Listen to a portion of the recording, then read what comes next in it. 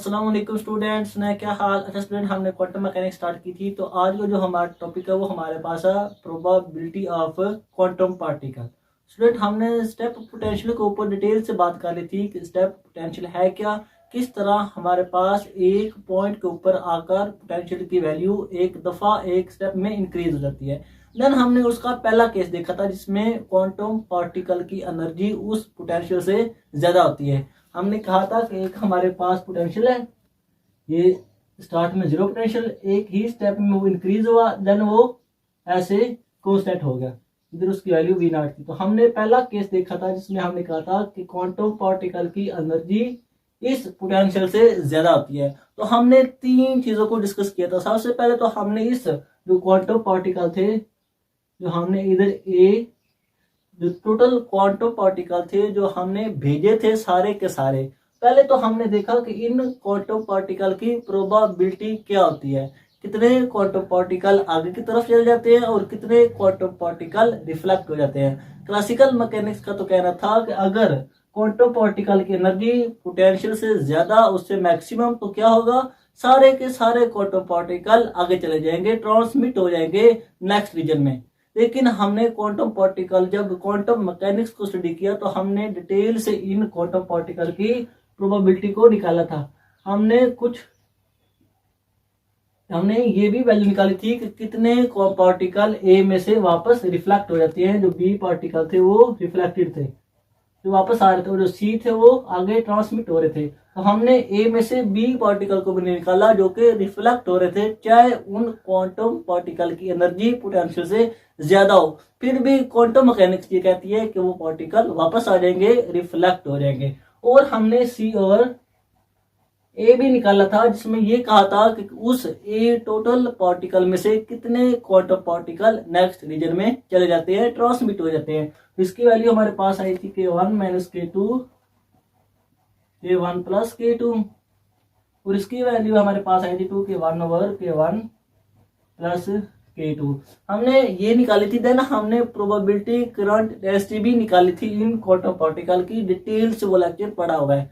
थोड़ा सा रिवाइज कर देता हूँ कि प्रोबेबिलिटी करंट डेंसिटी क्या है। वो ये बताती है कि एक यूनिट एरिया में एक सेकंड में कितने क्वांटम पार्टिकल आगे चले जाते हैं और एक यूनिट एरिया में कितने क्वांटम पार्टिकल एक सेकंड में रिफ्लेक्ट हो जाती है। ये जो चीज है, ये जो वैल्यू है, ये बताती है हमें प्रोबेबिलिटी करंट डेंसिटी।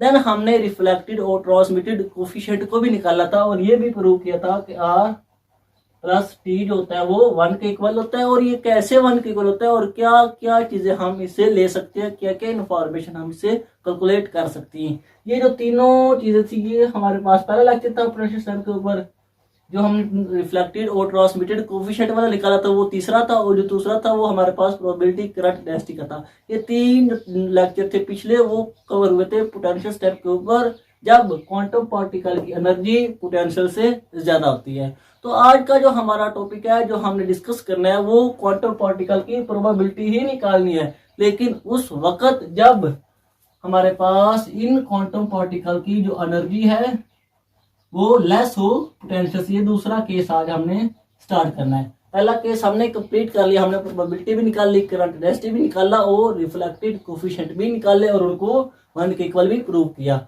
आज हम दूसरे केस को स्टार्ट करेंगे। तो मेरा नाम जहीद इमरान और आपका चैनल फिजिक्स एकेडमी। तो चले शुरू करते हैं हम दूसरे केस को। और ऐसे ही हम पहले प्रोबेबिलिटी निकालेंगे, देन हम करंट डेंसिटी निकालेंगे, और देन हम रिफ्लेक्टेड और ट्रांसमिटेड कोफिशिएंट को भी निकालेंगे और देखेंगे कि जब क्वांटम पार्टिकल की जो एनर्जी होती है वो लेस हो पोटेंशियल से, इससे हमारे पास फिर क्या सीन बनता है, क्या इफेक्ट आता है इन क्वांटम पार्टिकल के ऊपर। तो सबसे पहली बात तो ये है कि हम क्लासिकली देखते हैं कि क्या क्लासिकल मैकेनिक्स कहती है इन क्वांटम पार्टिकल के बारे में, जब इन क्वांटम पार्टिकल की जो एनर्जी है वो पोटेंशियल से कम हो। तो क्लासिकल मैकेनिक्स का कहना यह था कि अगर इन क्वांटम पार्टिकल की एनर्जी जो है वो कम है किसे, पोटेंशियल से, तो सारे के सारे पार्टिकल जो वो वापस रिफ्लेक्ट हो जाएंगे। जो ट्रांसमिटेड वैल्यू है, जो C ओवर A है, उसको 0 आना चाहिए। कोई भी पार्टिकल नेक्स्ट रीजन में नहीं जाएगा और कोई भी पार्टिकल नेक्स्ट रीजन में नहीं जाएगा। वो ऐसी कह रही है कि इस तरह अगर हमारे पास बुलेट है, जब वो फायर होती है तो आगे कोई बैरियर है, अगर तो इस बुलेट की जो एनर्जी है वो इस बैरियर से कम हुई तो ये बुलेट आगे क्रॉस नहीं हो पाएगी। अगर इसकी एनर्जी ज्यादा तो ये आगे चली जाएगी। क्लासिकल मैकेनिक्स तो ये सिंपल कहती है कि अगर इस बुलेट की एनर्जी बैरियर से कम तो ये आगे नहीं जा पाएगी। बिल्कुल इसी तरह क्लासिकल मैकेनिक्स ने इधर भी कहा कि अगर इन क्वांटम पार्टिकल की जो एनर्जी होती है वो पोटेंशियल से हुई कम तो सारे के सारे पार्टिकल वापस रिफ्लेक्ट हो जाएंगे, और इन इस रीजन में जो पार्टिकल मूव कर रहे हैं उनकी जो एनर्जी होगी वो इस मोमेंटम से मूव करेंगे। वो जब रिफ्लेक्ट होंगे तो दोबारा हमारे पास इसी मोमेंटम से वो वापस रिफ्लेक्ट हो जाएंगे। ये तो था क्लासिकल मैकेनिक्स का कहना। लेकिन क्वांटम मैकेनिक्स ये कहती थी कि हमारे पास जब अगर चाहे क्वांटम पार्टिकल की एनर्जी पोटेंशियल से कम है फिर भी ये क्वांटम पार्टिकल नेक्स्ट रीजन में मूव करेंगे, नेक्स्ट रीजन में जाएंगे, ये हमारे पास ट्रांसमिट होंगे, और हम इनकी प्रोबेबिलिटी भी निकाल लेंगे कि किस तरह C/A जीरो के इक्वल नहीं होता। तो आज का हमारा ये टॉपिक था, ये आज आपने काम करना है। क्लासिकल मैकेनिक्स कह रही है कि कोई भी पार्टिकल नेक्स्ट रीजन में नहीं जाएगा, लेकिन क्वांटम का कहना था कि नहीं, अगर उनकी एनर्जी पोटेंशियल से कम है फिर भी क्वांटम पार्टिकल आगे चले जाएंगे, क्योंकि उनके साथ वेव जुड़ जाती है जिसको हमने मैटर वेव का नाम दिया।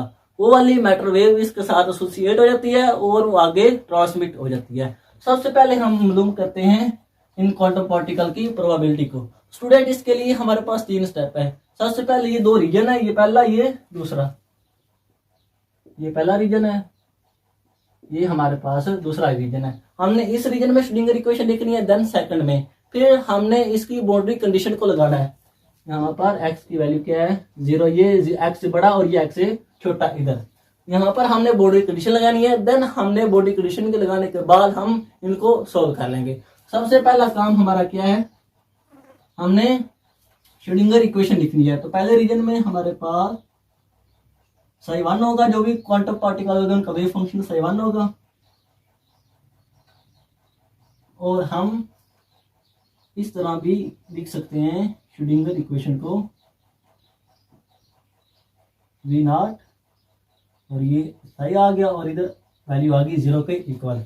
ये तो थी पहले रीजन में श्रोडिंगर इक्वेशन। लेकिन हमें पता कि पहले रीजन में जो पोटेंशियल की वैल्यू है वो 0 है, ये ऐसे 0 है, एक स्टेप में वो इंक्रीज होती है, इसलिए तो हमने उसका नाम पोटेंशियल स्टेप रखा। तो इस रीजन में पोटेंशियल की वैल्यू 0, हमारे पास ये 0 आ गया, तो हमारे पास ये E आ गया सिंपली। और हमने इसको किसका नाम दे दिया, ये किसके इक्वल हो गया, ये K1 के स्क्वायर के इक्वल हो गया। तो हमारे पास क्या इक्वेशन बनी, Schrodinger plus K1 square over H cut, ये सारा इसके इक्वल है, K1 स्क्वायर, ये साई 0। ये रीजन, ये इक्वेशन बनी श्रोडिंगर इक्वेशन किस रीजन में, पहले रीजन में। अब हमने बात करनी है दूसरे रीजन की। पहले रीजन में तो ये वाला सीन बन गया, अब बात करते हैं दूसरे रीजन में। जब हमने श्रोडिंगर इक्वेशन लिखी तो हमने कहा कि 2m E minus V0 over H का स्क्वायर, और ये आ गया साई, और ये बराबर है किसके, 0 के। लेकिन हमें पता कि दूसरे रीजन में जो पोटेंशियल है उसकी वैल्यू ज्यादा है, किससे, एनर्जी से। तो हमने पोटेंशियल की वैल्यू को पहले लिखना है। जब हम इसको अरेंज करेंगे ये तो ऐसे का ऐसे आ गया। अब हमारे पास ये जो माइनस है ये कॉमन आ जाएगा, तो जब माइनस बाहर लिखा पोटेंशियल को हमने पहले लिख लिया, और अब ये बन गया V माइनस E और साथ में साई ऐसे का ऐसा। अब हमारे पास पोटेंशियल ज्यादा है, पोटेंशियल पहले आ गया क्योंकि दूसरा केस है उसमें पोटेंशियल की वैल्यू क्वांटम पार्टिकल की एनर्जी से ज्यादा है। अब हमारे पास नेक्स्ट हमने इसको नाम दे दिया K2 प्राइम का। हमारे पास फाइनली श्रोडिंगर इक्वेशन क्या बनी, माइनस K2 प्राइम का स्क्वायर, तो साथ में सही आ गया और इक्वल टू 0। ये हमारे पास बन गई दूसरी इक्वेशन। पहली इक्वेशन ये पहले रीजन में, दूसरी इक्वेशन ये दूसरे रीजन में श्रोडिंगर इक्वेशन। अब ये जो K2 प्राइम है इसके ऊपर हम थोड़ी सी बात कर लेते हैं। स्टूडेंट आप नोट कर लें, इसको मिटा देते हैं। स्टूडेंट हमारे पास जो K2 प्राइम आ रहा है ये इक्वल आ रहा है 2m v माइनस ई ना ई और h काट के, ये आ रही है K2 की वैल्यू, K2 प्राइम की। स्टूडेंट अगर आप याद करें, अगर आपने पहला लेक्चर लिया तो वहां पे जो K2 था उस वक्त क्या था, ई जो एनर्जी थी वो पोटेंशियल से ज्यादा थी तो वो पहले आई थी। तो अगर हम उस K2 प्राइम को और उस K2 को हम बराबर करना चाहे तो हम कैसे कर सकते हैं। K2 प्राइम ऐसे ही आ गया, हमने ये माइनस अगेन कॉमन लिया, ये -1 अलहदा आ गया और पीछे जो बचा वो क्या था 2m e minus V naught और h कट, और K2 की फाइनली वैल्यू क्या आ गई प्राइम की -1 की पावर, अगर अंडर रूट में हो तो वो आयोटा के इक्वल होता है, ये आ गया आयोटा और साथ में ये सारा किसके इक्वल था K2 के। ये स्टूडेंट बहुत ही इंफॉर्मेशन और बहुत ही अच्छा रिलेशन है जो कि K2 को प्राइम हमारे पास इक्विलेट कर रहा है। K2 प्राइम को जो जब एनर्जी जो है वो हमारे पास कम हो क्वांटम पार्टिकल की पोटेंशियल से, उस वक्त K2 प्राइम इक्वल होता है आयोटा के जब K2 की वैल्यू हो जब एनर्जी क्वांटम पार्टिकल की ज्यादा हो। ये आपने स्टूडेंट याद रखना है। इधर इसको लिख लेते हैं, ये हमारे पास क्या वैल्यू आई K2 प्राइम आयोटा K2, ये उस वक्त जब हमारे पास एनर्जी कम है पोटेंशियल से, और ये उस वक्त जब हमारे पास एनर्जी ज्यादा है पोटेंशियल से, और ये हमने ऐसे इसको रिलेट कर लिया। अब हमने K2 प्राइम को ऐसे ही लिख लिया। अब अगला हमारा काम है हमने सोल्यूशन लिखना है श्रोडिंगर इक्वेशन का। तो जब हम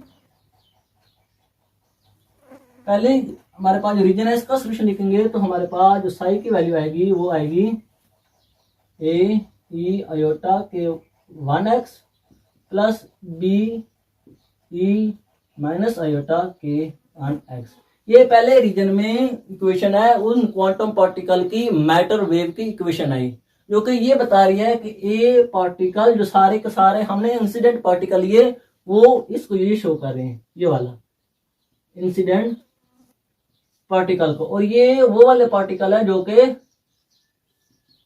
रिफ्लेक्ट हो गए उस बैरियर से टकराने के बाद, और ये नेगेटिव साइन भी ये शो कर रहा है कि जो वो पार्टिकल थे वो वापस रिफ्लेक्ट हो गए हैं। ये वाली जो वेव इक्वेशन है ये उन क्वांटम पार्टिकल को शो कर रही है जो कि हमने सारे के सारे इंसिडेंट लिए, ये वाले वो क्वांटम पार्टिकल जो कि वापस रिफ्लेक्ट हो गए।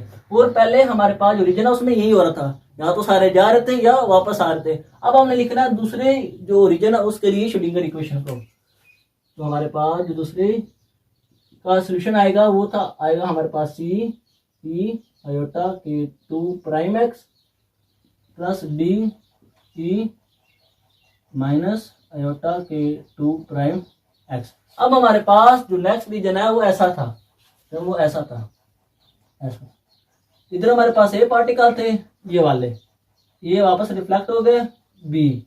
अब हमारे पास जो सी है वो आगे चले गए ट्रांसमिट हो गए। तो ये वाले जो वेव फंक्शन है ये उन क्वांटम पार्टिकल का है जो आगे ट्रांसमिट हो गए हैं, ये वाले ट्रांसमिटेड क्वांटम पार्टिकल का वेव फंक्शन है। अब आगे तो कोई बैरियर है नहीं तो कोई भी क्वांटम पार्टिकल इस रीजन में वापस रिफ्लेक्ट नहीं होगा, इसलिए इसकी जो वैल्यू होगी वो 0 होगी, क्योंकि आगे कोई बैरियर ही नहीं है तो सारे के सारे क्वांटम पार्टिकल जो बचे हैं वो आगे की तरफ चले जाएंगे। तो हमारे पास ये वाला सोल्यूशन बन गई, ये पहली ये दूसरी तीसरी क्वेश्चन आ गई, और ये हमारे पास चौथी क्वेश्चन आ गई। ये पहली रीजन में श्रोडिंगर इक्वेशन, ये दूसरे रीजन में श्रोडिंगर इक्वेशन, ये पहले रीजन में श्रोडिंगर इक्वेशन का सोल्यूशन और ये दूसरे रीजन में श्रोडिंगर इक्वेशन का सोल्यूशन आ गया। अब नेक्स्ट काम हमने करना है बाउंड्री कंडीशन वाला, ये पहला काम था, ये हमारे पास दूसरा काम था, और ये हमने अब तीसरा काम करना है बाउंड्री कंडीशन निकालना।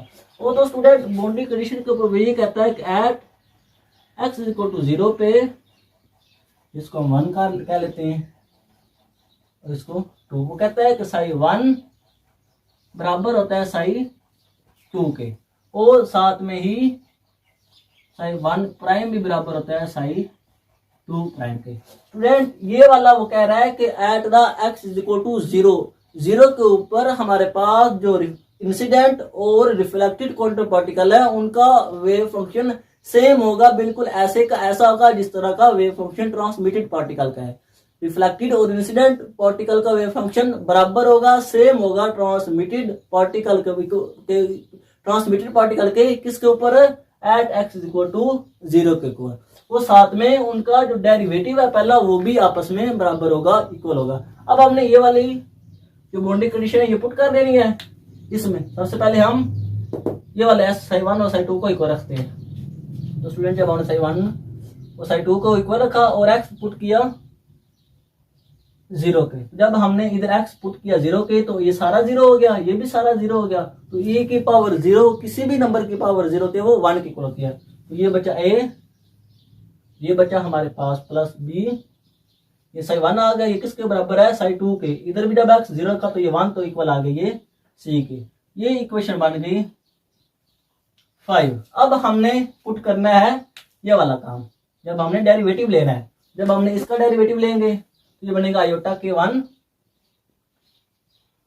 बाकी सारे का सारा ऐसे ही आ जाएगा। जो एक्सपोनेंशियल होती है उसका जो डेरिवेटिव होता है, हम एंगल का डेरिवेटिव जो ऊपर पावर होती है उसका साथ लिख लेते हैं और बाकी सारी की सारी वैल्यू ऐसे आ जाती है। तो हमने ये साथ लिख लिया आयोटा के 1, बाकी सारे का सारा ऐसा आ जाएगा। जब x 0 पुट किया तो ये भी 1 हो जाएगा, तो ये बनेगा बिल्कुल इसी तरह। अब माइनस आएगा, माइनस आयोटा के 1, ये हमारे पास के 1 है और ये आ जाएगा b के इक्वल, और ये सारा किसके इक्वल आएगा, इसके डेरिवेटिव के। तो ये आ जाएगा हमारे पास आयोटा के 2 प्राइम, ये डेरिवेटिव आ गया। और जब इसमें हम x की वैल्यू 0 पुट करेंगे तो ये सारा 1 हो जाएगा, तो पीछे बचेगा c हमारे पास। ये इक्वेशन आ गई 6। स्टूडेंट हमने तीनों काम कर ली। सबसे पहले हमने श्रोडिंगर इक्वेशन लिखी, देन हमने उसका सॉल्यूशन लिखा, देन हमने बाउंड्री कंडीशन लगाकर ये दोनों इक्वेशन निकाल ली। अब हमारे पास सिंपली हमने थोड़ा सा इसको सिंप्लीफाई करना है। ये आयोटा के 1, इधर भी आयोटा के 1 हम कम ले लेते हैं, a माइनस b बराबर है किसके, आयोटा के 2 प्राइम के। फर्दर जब हमने इसको सोल्व किया तो ये आयोटा इस आयोटा से कट जाएगा, तो हमारे पास फाइनली a माइनस बी आ जाएगा के 2 प्राइम ओवर के 1 और साथ में c। ये वाली वैल्यू आ जाएगी हमारे पास a माइनस बी की। तो अब हम इनको सोल्व करते हैं और अपनी मतलूबा वैल्यू निकाल लेते हैं कि प्रोबेबिलिटी क्या आएगी। तो इसलिए ये आप एक दफा नोट कर लें अच्छी तरह, हम आगे इनको सोल्व करते हैं।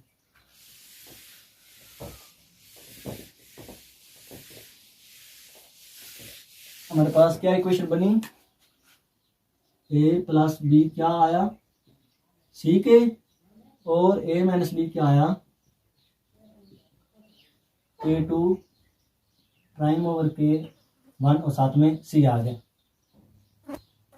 हमारे पास c आ गया। अब हमने इनको दोनों को जमा कर देना है, इन दोनों इक्वेशनों को। तो ये आपस में कट जाएंगे, ये 2a बनेगा, ये बनेगा c, इन दोनों में कॉमन आ जाएगा तो बनेगा c कॉमन आ गया, ये तो इसका 1 प्लस के 2 प्राइम ओवर के 1 आ जाएगा ऐसे।